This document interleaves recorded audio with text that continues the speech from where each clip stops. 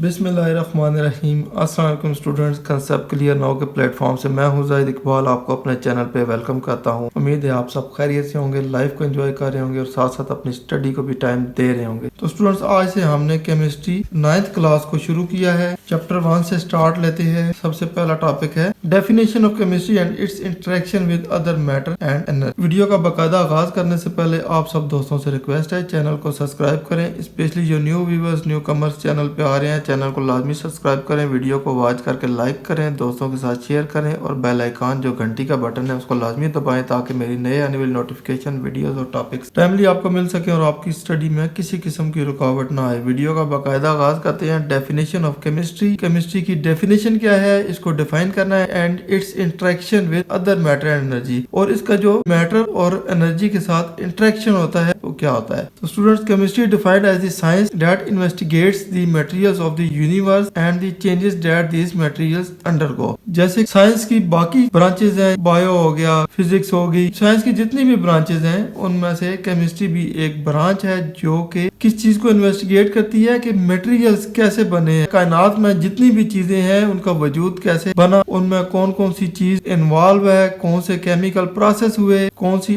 ऐसी साइंस है जो कि उनकी एग्जिस्टेंस में छुपी हुई है। तो इन चीजों को इन्वेस्टिगेट करती है, खोज लगाती है कि ये कैसे हुए, अगर ये रिएक्शन हुआ तो कैसे हुआ, क्यों हुआ, इसकी क्या वजह बनी। तो ये सारी चीजें इन्वेस्टिगेट करती है। And the changes that this materials undergo, कि मैटर एनर्जी का जो आपस में इंटरेक्शन है, उस इंटरेक्शन की वजह से जो भी चेंजेस आएंगी उनको इन्वेस्टिगेट करेगी। Chemistry deals with the composition, जैसे एटम्स मिलके बनते हैं मॉलिक्यूल्स, तो ये कंपोज हो गए, मॉलिक्यूल्स मिलके आगे टिश्यू बनते हैं, टिश्यू से ऑर्गन्स बनते हैं, ऑर्गन से फिर आगे बाकी पार्ट्स बनते हैं। ये कंपोजिशन होती है, कंपोज हो रही है, चीजें इकट्ठी हो रही होती हैं। तो ये डील्स करती है चीजों को कंपोज करने में, उसका स्ट्रक्चर खड़ा करने में। चीजें जब कंपोज हो गई तो उनका स्ट्रक्चर बना, क्या स्ट्रक्चर बना, क्यों बना, कैसे बना, इसको इन्वेस्टिगेट करती है। उसकी प्रॉपर्टीज को देखती है, कोई भी केमिकल है उसकी प्रॉपर्टीज क्या है, उसके बिहेवियर को देखती है। And changes of matter and energy, और मैटर ऑफ एनर्जी में जितनी भी चेंजेस आती हैं उन सबको इन्वेस्टिगेट करती है। मींस केमिस्ट्री साइंस की